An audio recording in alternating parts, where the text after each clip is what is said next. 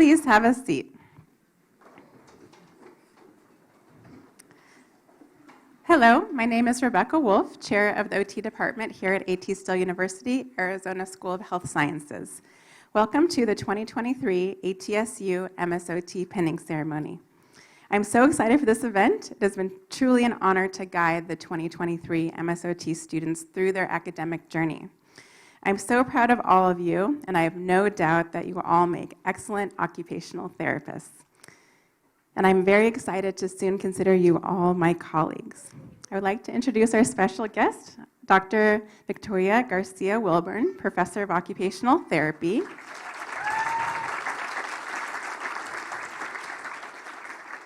And Indiana State Representative. She will be the graduation speaker for us tomorrow, Arizona School of Health Sciences for graduation. And we're really excited that she's joining us this evening. And students, please feel free to introduce yourselves to her during the reception. Now I'd like to welcome Vice Dean Dr. Marlene Salas Provence to share a few words.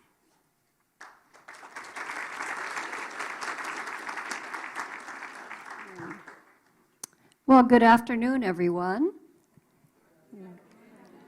Welcome. And I want to thank you all for being here to celebrate in this milestone with all of us. I appreciate the invitation from Chair Dr. Rebecca Wolf, on behalf of her department, and also the Dean of the Arizona School of Health Sciences, Dr. Ann-Lee Birch. She has provided unwavering support for this program, allowing it to grow and flourish so that all of you, all the students here, could be educated in this academically superior and very nurturing environment. So thank you, Dean Birch, for everything. So students, of course, your commitment, your dedication, your sacrifices and hard work have gotten you here today, right? You've done it. So your families, faculty, and staff, they've been your foundation and your beacon throughout the past 2 years. I know it's been a lot of work.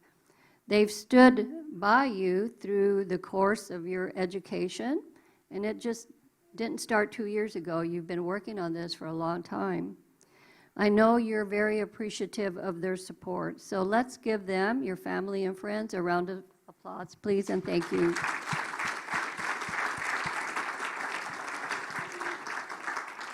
You know, it really does take a village, doesn't it? So while the pinning brings you towards the end of your formal schooling, and I heard that you still have a little bit of schooling left, right? It's not quite done yet. It also means the beginning of a new phase of your learning and growth for you as occupational therapy students. So you're headed to more of that clinical experience. But you know what? You're about to reach a remarkable goal. You've persevered. I know you've been through a lot, and you've continued in your path. You haven't wavered. You know, you didn't even let a pandemic stand in your way, right? We're all experiencing that even today. I'm sure you're anxious to complete your clinical work, pass your boards, not too far away, start your occupational therapy career. And you're going to become direct caregivers, possibly patient advocates, and you can be a true inspiration and at times a lifesaver to those whose lives you will touch each and every day as an occupational therapist. So you are on the precipice of achieving something that you've been wanting for many years. I know you've been working on this. You know, to be a caregiver, to be an occupational therapist, it's truly a special accomplishment. Not everyone can do it. It's pretty special. We wish you great success. We know that you're ready for that next step, and we know that you will make us proud. Thank you so much.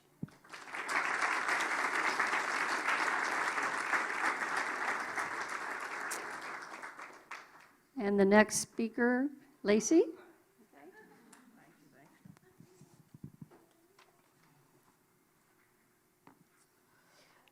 Evening, everybody.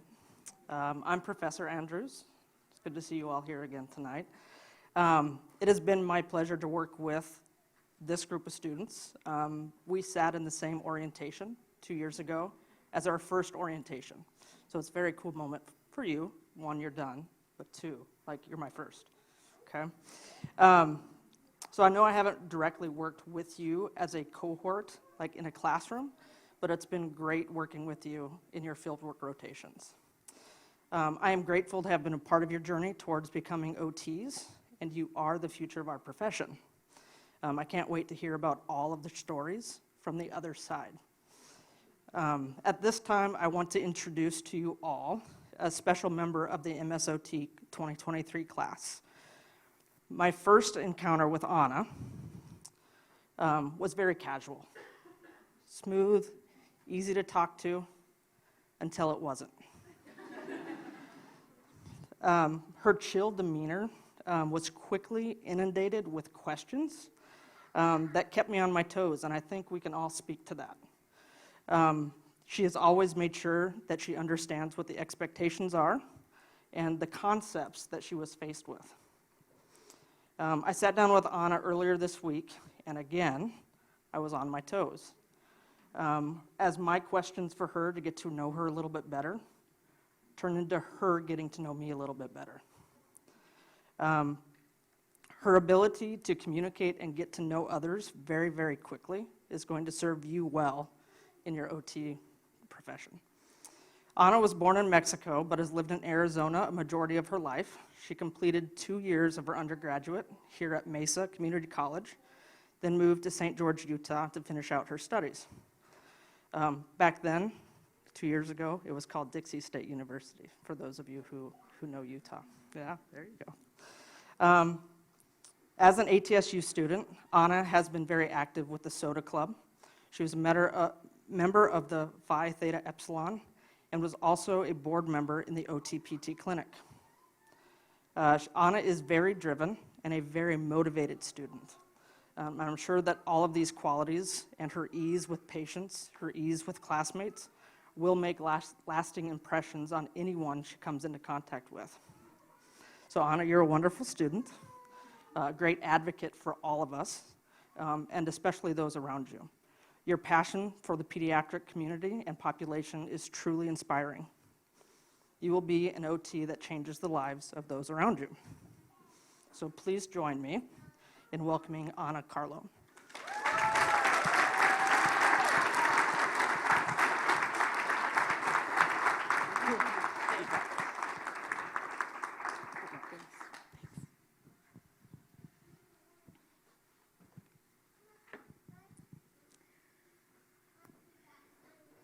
Dedicated faculty, proud family members, and soon-to-be graduates, we are gathered here tonight to celebrate the wonderful achievements of these remarkable individuals.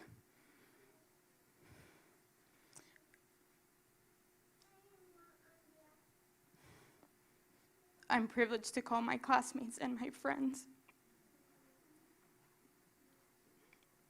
I'm honored to stand here today and address the remarkable group of individuals who have shown incredible perseverance and resilience throughout this academic journey. During my second month at ATSU, I had a pro bono clinic interview in which I was asked, how do you deal with ambiguity? Now, if any of you at this moment are wondering or unsure of what ambiguity means, that's okay, because during that interview, I had absolutely no idea what that word meant. I started to sweat profusely everywhere. I don't even remember how I answered that question. The rest was a blur. But ultimately, ambiguity is just a fancy term for uncertainty. And needless to say, that word has haunted me ever since. Ambiguity is the situations in which you cannot open a textbook and find the exact answer you're hoping for. If our hard work, sacrifice, and sleepless nights throughout our academic journey have taught us anything, It is the undeniable strength and courage we have developed to overcome ambiguity. Throughout the past 2 years, we have overcome various challenges and transitions in which we have learned to be somewhat okay being out of our comfort zone and finding peace within the uncertain.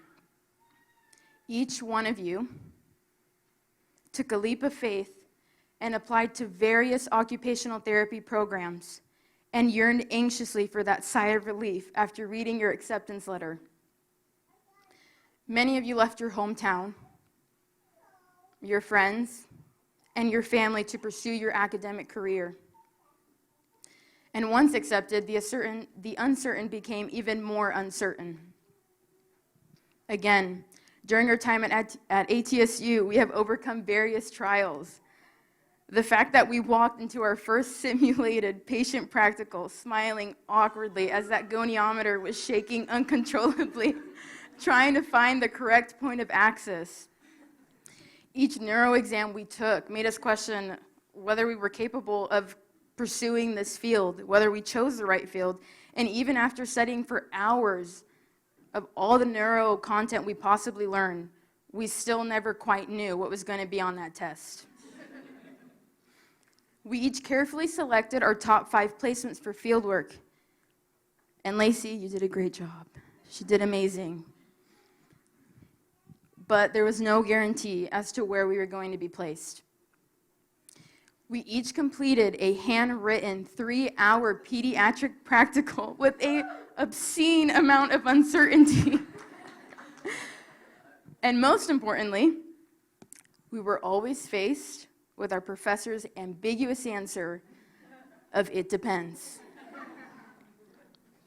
It is through our struggle and unwavering determination in which we have developed the necessary skills to navigate the complexities of our chosen field. We have learned to be out of our comfort zones, to adapt quickly, to act casual, as Professor Andrews would say, and approach each challenge with a calm demeanor and an open mind. We have come to value and respect the power of collaboration and the responsibility each of us has as future occupational therapists to advocate for our patients and their needs. Occupational therapy is a profession whose foundation is built on embracing ambiguity. Each patient we treat will be experiencing some form of physical, emotional, or cognitive deficit, which will present numerous challenges and uncertainties. As occupational therapists, we have the privilege and duty to look each patient in the eye and say, "I will walk with you," as we navigate through uncertainties, discover innovative modifications, and perhaps restore hope that was once lost. It is beyond doubt that you will continue to be faced with ambiguity. But please remember that you are not alone. Look around tonight and thank those who have sat with you in the ambiguity and given you the strength to take that first step forward. Stay curious, ask your questions, and lift those around you. You have proven yourselves time and time again that you have the knowledge, skills, and grit to embrace ambiguity. Even in the face of uncertainty, we have the power to instill hope, restore dignity, and change lives. An anonymous author once said, "Through the lens of ambiguity, we are given the chance to appreciate the complexities of life, to marvel at the intricate tapestry of human existence, and to find joy in the unfolding journey of discovery." As future occupational therapists, we will guide individuals as they shape their own narratives and find beauty in the unknown. Close quote. We will soon be in the trenches, as Professor Story would say. To my fellow graduates, I congratulate you on this remarkable achievement. Today and tomorrow, we will celebrate our many years of hard work and determination. Let us continue to rise to the challenge of embracing ambiguity and smile when we are faced with the answer of "it depends." Thank you and congratulations.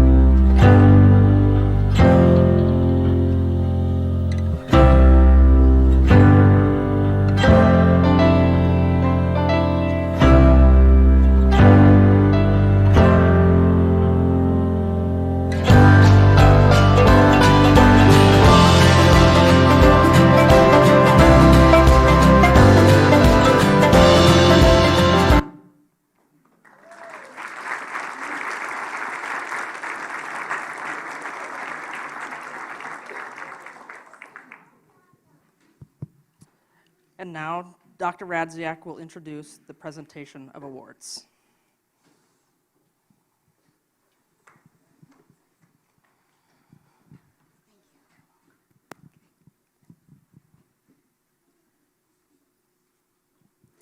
Good evening, faculty, parents, and students.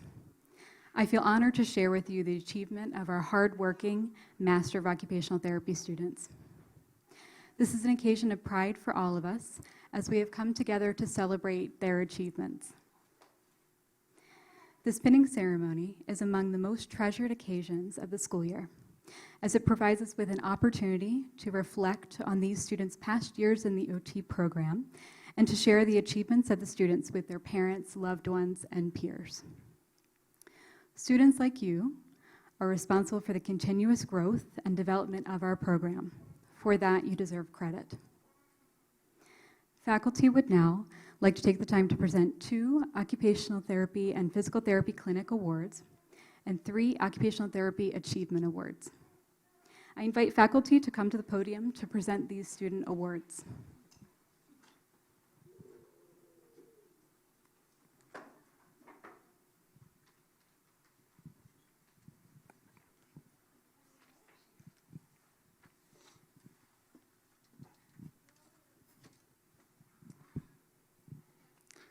The Center for Occupational and Physical Therapy, more commonly known as the OTPT Clinic, is the name of A.T. Still University's on-campus pro bono rehabilitation center. The OTPT Clinic was founded in 2019 to further serve the mission of our university of serving the underserved. Individuals from across the lifespan within our community are welcomed to our clinic and receive free occupational and physical therapy services from students under the supervision of faculty. The clinic is fully student-led, and the Student OTPT Clinic Board is integral to the running of the Pro Bono Therapy Center. Students volunteer to become a member of the OTPT Clinic Board and spend many hours ensuring the successful operation of the clinic. We would like to share our sincerest thanks to these OTPT Clinic student board members, because without the tireless dedication, the community would not be as well served as it has been under their care. Please accept these cords and certificates for your exceptional commitment to the Pro Bono Clinic. Faith Stoddard.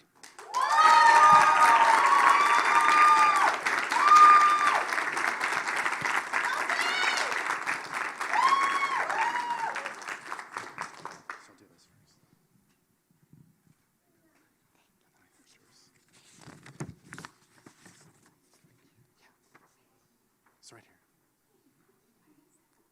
Oh, Faith, move one that says that. There you go. There, sorry. Yeah, with me. Come forward. Sorry.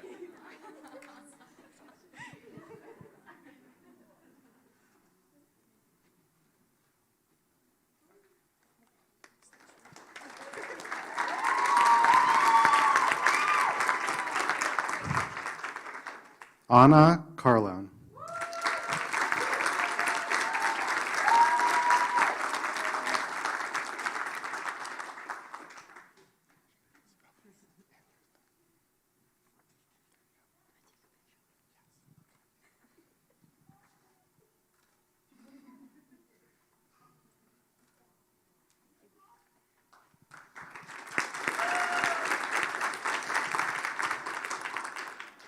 Madeline Johnson.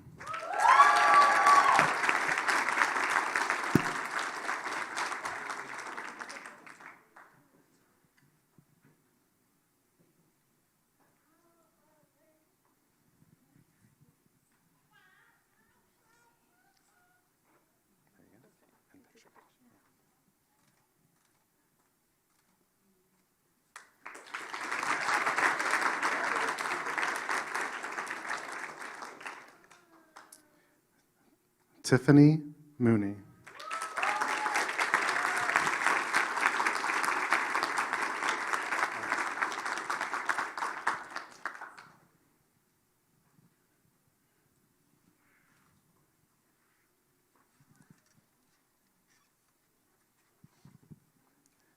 Anna McCreary.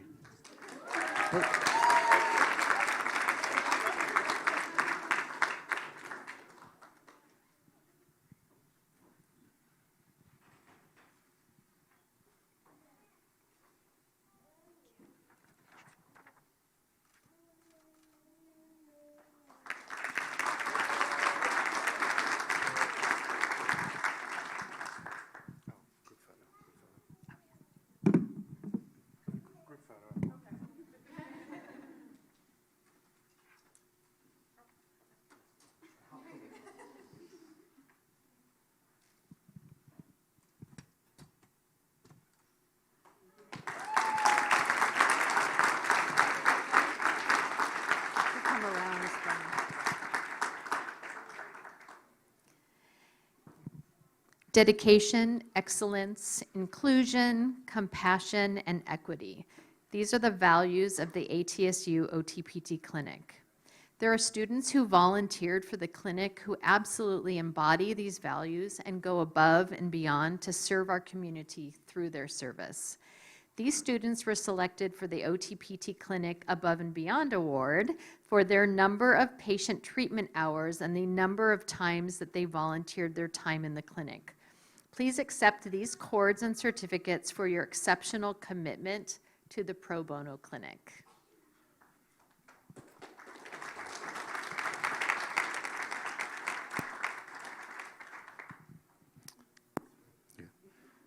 Michelle Elomina.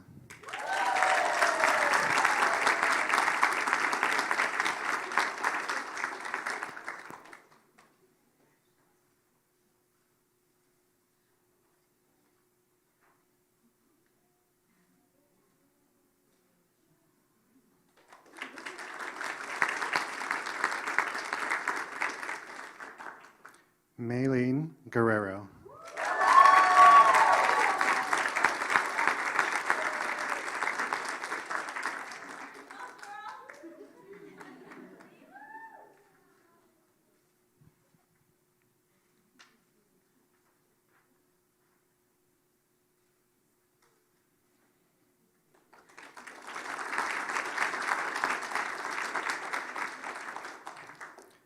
Elizabeth Lynch.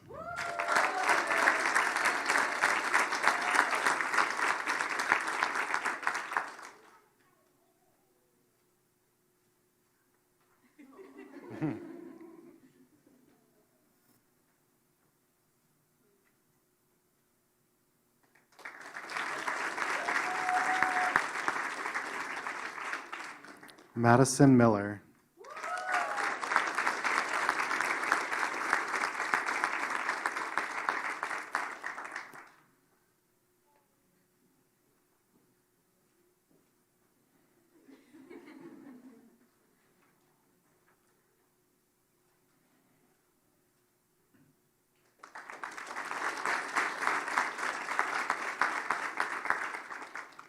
Catherine Thiel.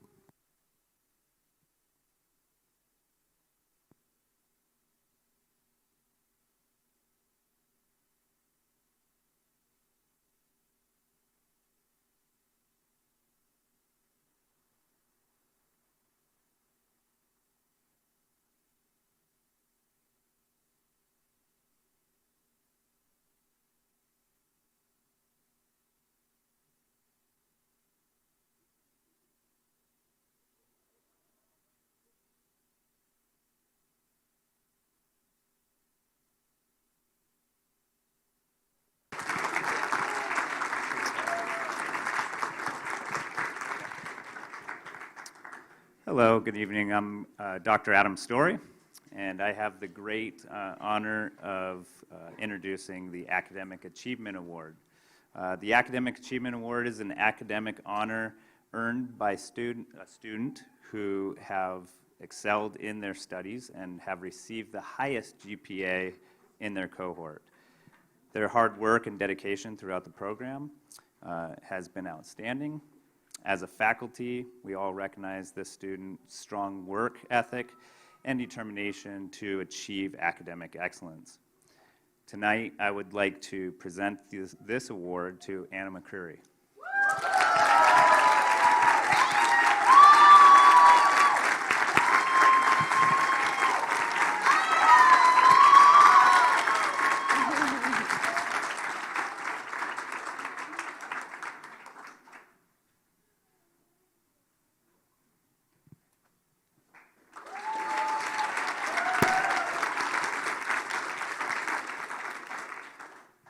I have the honor of giving the Spirit of OT Award. The Spirit of OT is an award given to a student recognized by faculty as someone who demonstrates a positive attitude, kindness, and compassion towards others. This student supports their classmates by bringing everyone together and lending a helping hand to others when needed.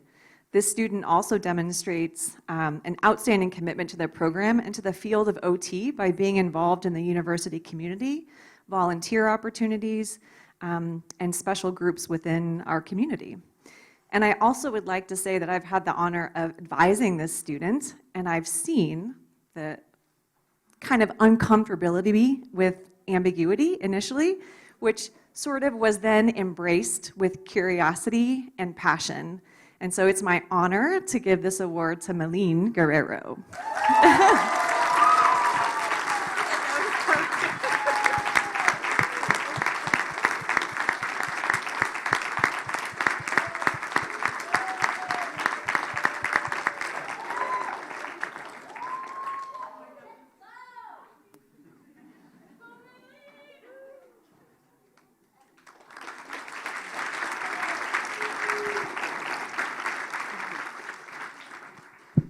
Hello, my name is Dr. Brianna Bonner. Thank you. The Leadership Award is given to an occupational therapy student who has demonstrated exceptional leadership skills and professionalism during their time at ATSU. This student is recognized by faculty as someone who has gone above and beyond, and this student has definitely always gone above and beyond in their responsibilities as a student and as a representative of the program. This student portrays strong leadership characteristics by being an advocate for the profession and other students. We are very grateful for this student. I am also filled with joy that this student will be joining me in Kenya serving women and children in 2 weeks. Ultimately, I am elated to present this leadership award to Brooke Foote.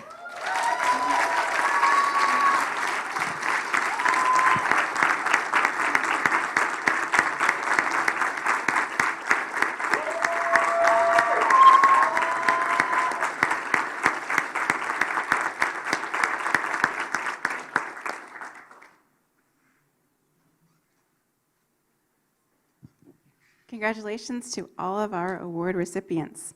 Next, you will hear from the keynote speaker. Clay Finley graduated in 2017 from ATSU's MSOT program. Mr. Finley specializes in neurologic rehabilitation and has additional expertise in hand therapy, pediatrics, and acute rehabilitation. He is currently the lead therapist at Advanced Neurologic Rehabilitation in Chandler, where he sees patients with various diagnoses, including stroke, traumatic brain injury, and Parkinson's. Mr. Finley mentors a team of occupational therapists and is a fieldwork educator for many occupational therapy students. Please join me in welcoming our keynote speaker, Clay Finley.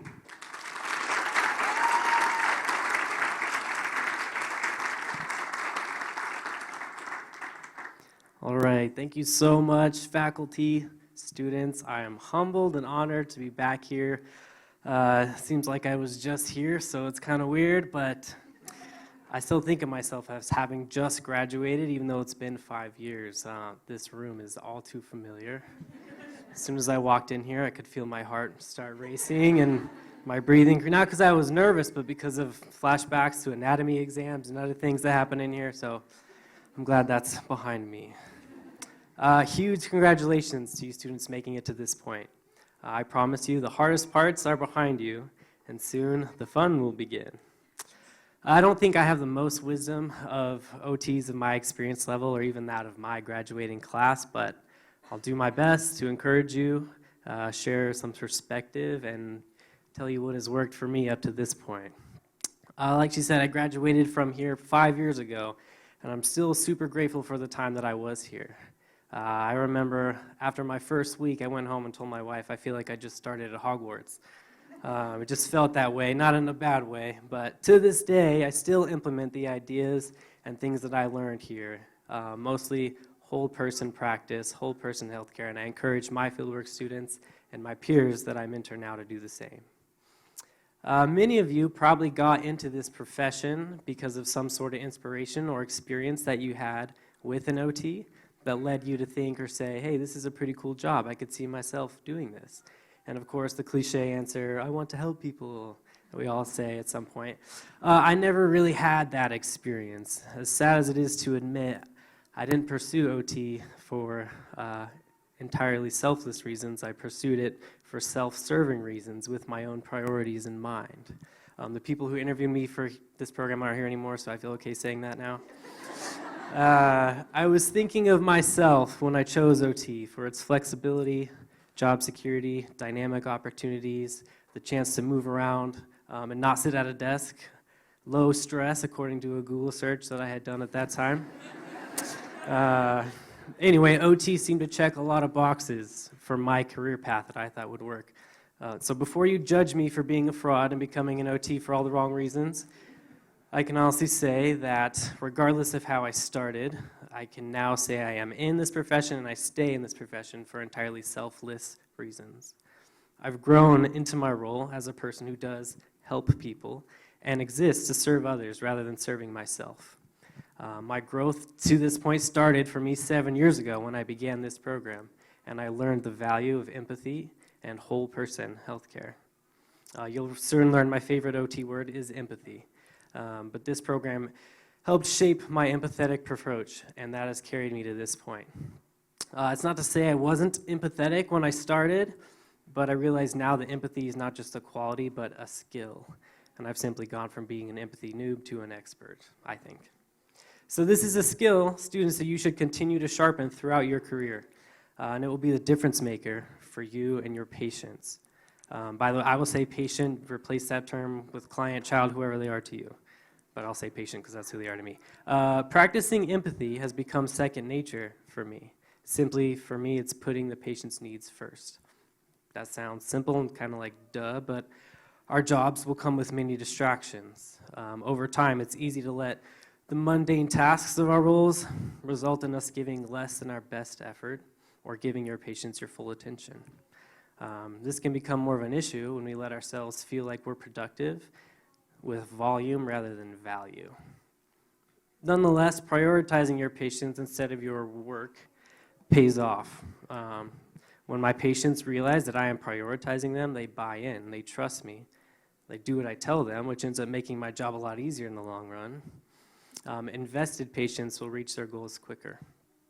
Your patients are smart, they're informed, they are the experts on themselves. They know when you aren't listening, aren't paying attention, or your thoughts are elsewhere. They will suffer as well as your career if you do not put them first, as these bad habits rarely go unnoticed. That sounds harsh, but I've seen it and I've been guilty of it. My first year, as my caseload was growing, I found it difficult to manage all of the demands of my role. Emails, phone calls, meetings, continuing education, let alone actual treatment time. It seemed impossible to juggle. Many of you can probably relate when you started your fieldwork, but I'll never forget one of my earlier patients telling me, "Clay, you give me 90% every single time, while the PTs give me 100%. After about a year of practice, that's when I heard that, and I've made sure since that my patients never feel that way again. I've realized that patient care is always more important than my own to-do list.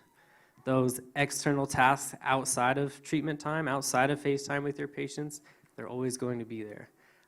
You simply learn to harmonize and accept that. Documentation will always be there, it's just going to come and go in waves. You must prioritize what your patients need, even if what they need at that time is to show you a picture of their cat. They will interrupt your documentation and force you to watch a 10-minute video of their grandkid's choir performance. It's a true story. But those small moments show your patient that you are invested, and it makes them invest all the more.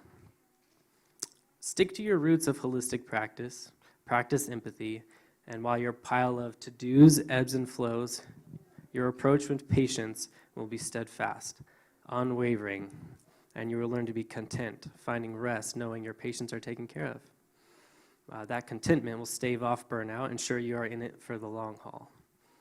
This also ensures you become a career therapist and not a job therapist. It's kind of the advice I give all my fieldwork students. Patient-first practice sounds great, of course, but don't overlook the emotional and physical demands of great patient care. You must, as they say, put the mask on yourself first. You have to practice self-care. I mean, that's literally like our motto, right? Self-care. How many times a day do I type that? Yet we tend to let our own occupations and our sense of self dwindle. That's a surefire way for you to burn out. Taking care of yourself is an indirect way to put your patients first by ensuring that you are ready to be your best self for them. By far, the hardest part of our role, at least for me, is navigating grief. Our profession is often literally fun and games, but sometimes it is very not. It's possible we step into the room on the worst day of someone's life.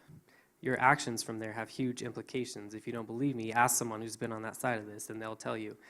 The first few minutes, hours, days after that unexpected life change, whether it's a new injury, diagnosis, a role change, I believe that every word, expression, tone of voice, posture from providers contribute to establishing the path of successful rehab or adaptation. Knowing what to say, what not to say, how to position yourself, where to put your hands, that stuff is hard. We're expected to encourage and motivate someone who may be grieving a life they once knew. We are not grief counselors, nor are you expected to be one. But think of the impact activity and exercise has on your own mental health. We can offer that even when our patients cannot see yet how it will help them. True empathy is not always being positive. It's to meet your patients where they are and feel what they are feeling. Sometimes the best thing to say is, "I'm so sorry, this really sucks," rather than "keep trying and you'll get better." This is where your empathy and holistic practice instincts will kick in, and it'll keep you on the right path. Don't let your fear of judgment prevent you from trusting your instincts or doing what you know is best. I see too many therapists concerned with their perception and making them second-guess their interventions. Don't be intimidated by anybody. You deserve to be here. You've proved that at least twice now, once when you got accepted and now again graduating, and you will again when you pass that exam. You are just as capable of making an impact on your patients as the 20-year-plus veteran therapists. In closing, my greatest advice to you, students, is to have fun. Make your time with your patients enjoyable for them and for you. I get asked all the time, do you really get paid to play games all day? And to some capacity, that is true. Not exactly, but cling to your roots of holistic practice. Sharpen your skills with empathy, and you will no doubt be successful. Practice self-care. Remember the value of your own occupations and the healing power they provide you and your patients. Lastly, own your space. Know that you are now the expert. All right, congratulations again. Thank you all so much.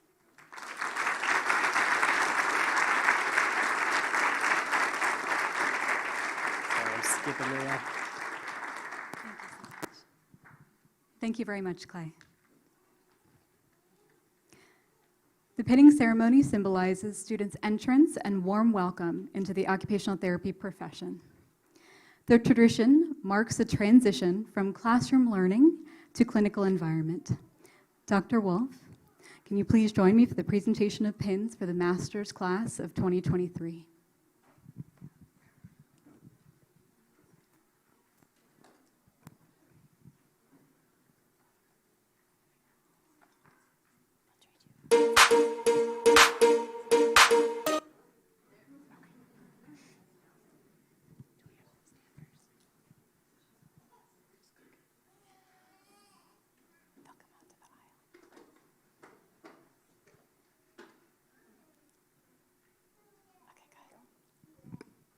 Brittany Baker.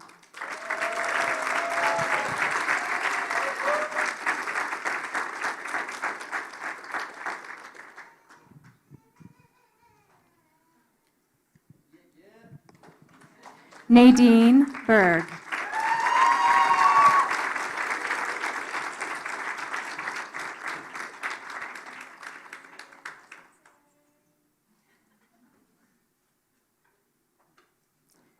Deja Black.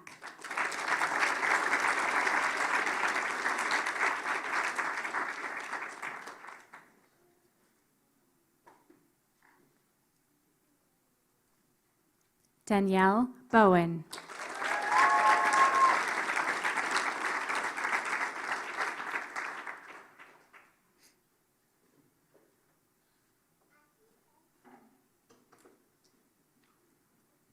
Anna Carlone.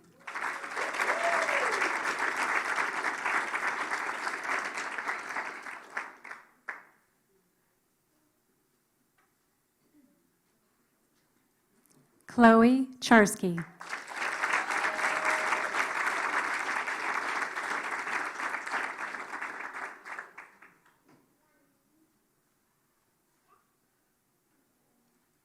Tate Collier.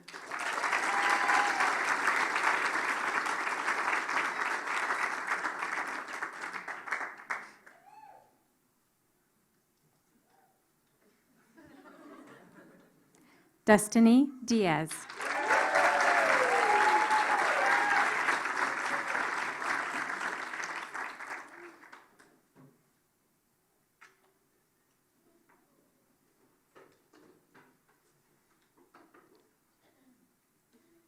Michelle Ann Elomina.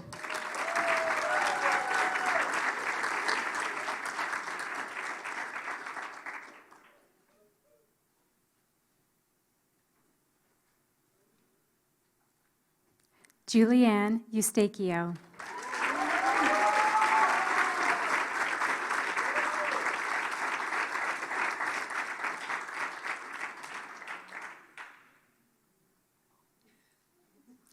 Brooke Foote.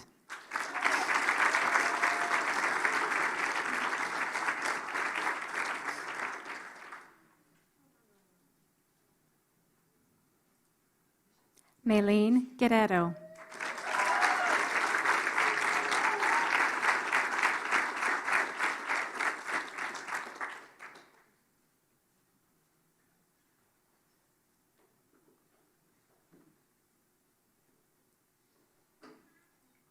Nancy Hernandez.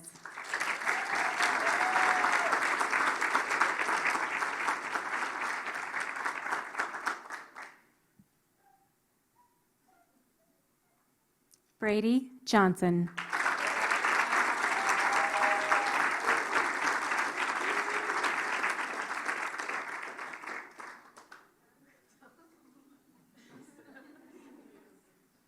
Madeline Johnson.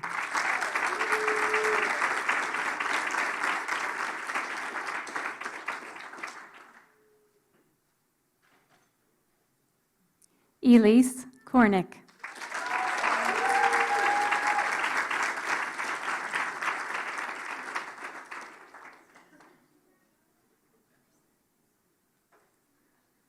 Alyssa Lemire.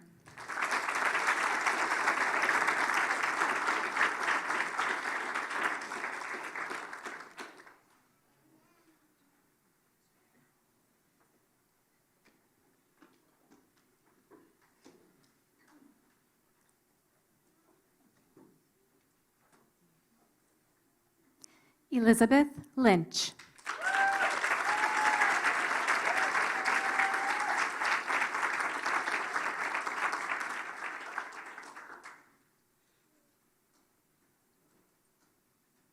Jamie Matherly.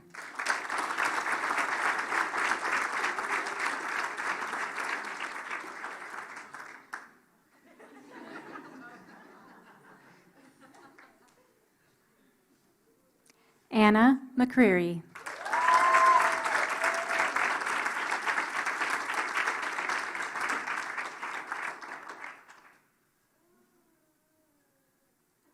Christina Meyer.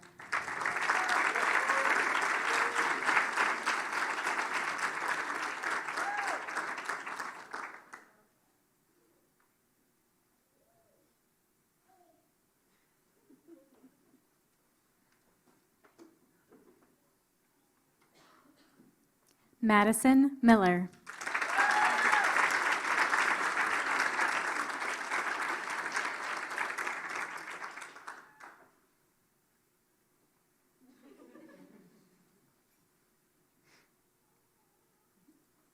Jessica Miranda.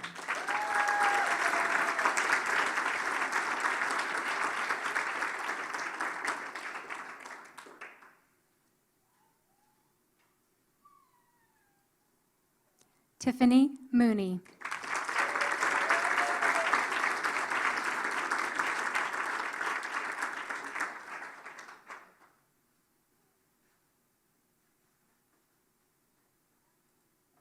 Caleb Nickel.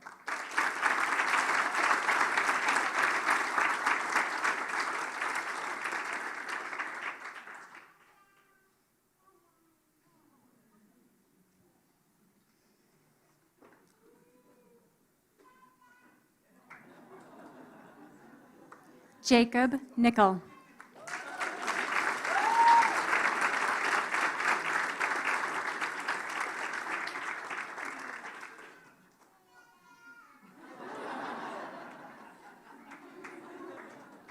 Ricardo Nunez.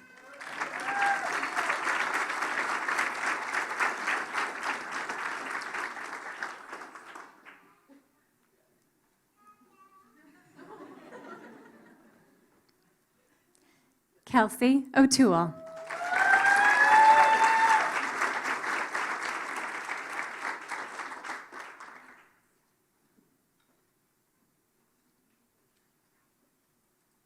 Holly Pace.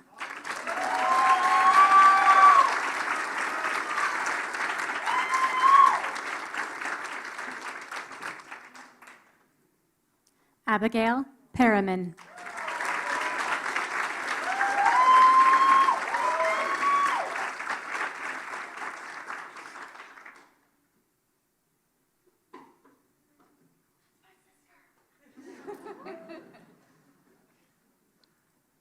Preston Poulter.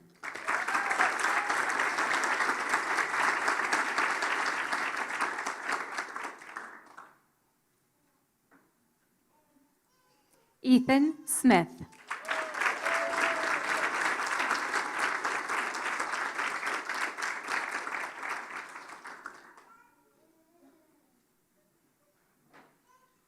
Faith Stoddard.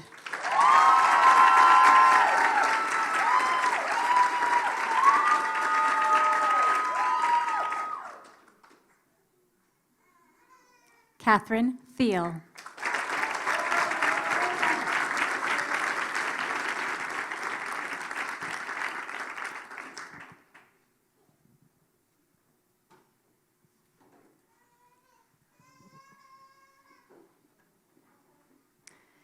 Congratulations, all of our MSOT 2023 students.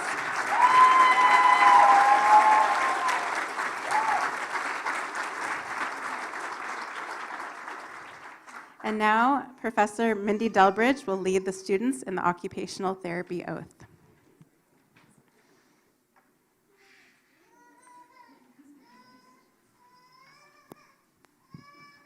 Okay, you guys ready? Okay. Please stand. Oh, just the students. Okay. Reverently and earnestly, do I pledge my wholehearted service to enhancing the participation and social inclusion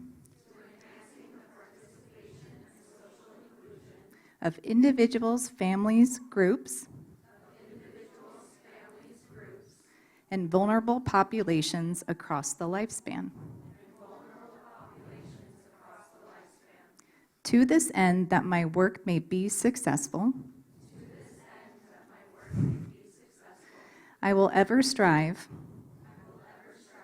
for greater knowledge, skill, and understanding in the discharge of my duties in whatsoever position I may find myself. I solemnly declare that I will hold and keep inviolate whatever I may learn of the lives of those that I work with. I acknowledge the dignity of the cure of disease and the safeguarding of health, in which no act is menial or inglorious. I will walk in upright faithfulness, work with the members of the healthcare team, and will strive for patience, kindness, and strength in the service of facilitating thriving minds and bodies. Congratulations.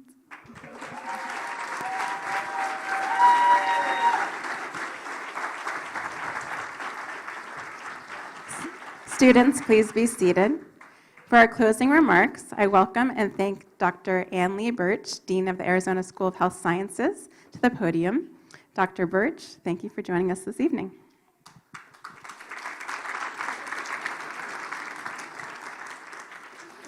Well, hello, everybody. I did prepare a few words, but I don't know whether I'm going to present them at this time because you have all said it all. So first of all, Clay, I'm so proud that you're one of our alumni. You're funny, you're witty, but you're also humble, and it was just really wonderful to hear your words.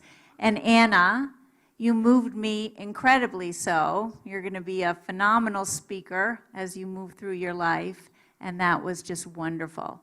I want all the students to turn around for a minute and thank and applaud all your family and your friends and the little kids for all the support today.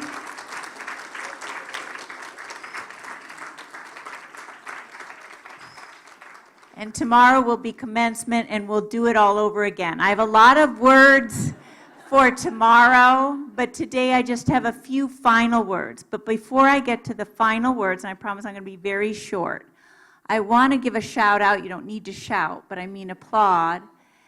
Your relatively new leader of this program, and before you clap, Dr. Rebecca Wolf, what I have noticed is, yes, this program is incredibly hard, and you all persevered, and you hear about the rigor all of the time, but what I saw in the slides is joy.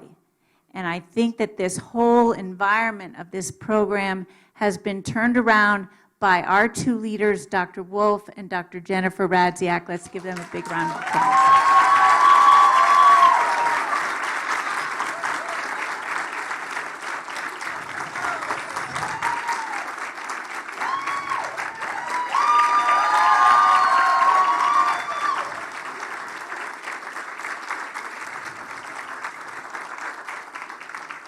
I also want to say, or another shout out to the faculty, and before you applaud them, I see the faculty in their offices working so diligently to prepare the best education possible for you. They do it with a sense of grace. They're here all hours of the night. Each one of them has a distinct personality that makes up the whole experience. Let's give them a big round of applause.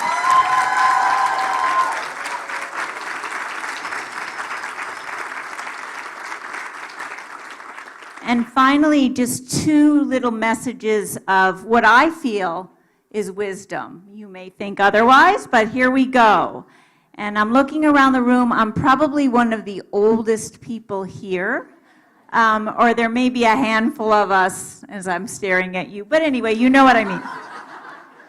So I've lived for quite a while now, and I think there's no greater gift than giving someone your time and your attention, and that is especially true for your patients. People need to trust the person before they listen to the advice, and human beings can tell when you are fully there. Remember that. Remember also that moments of inspiration can happen anywhere and be spurred by any conversation, any observation. So, take the time. Take the time to reflect upon what you have learned each day and from whom. I believe strongly in your success and in your preparation for that success. I believe strongly in ATSU's mission statement of whole person healthcare, serving the underserved, educational excellence, and community. Congratulations, and don't be late tomorrow. Take care.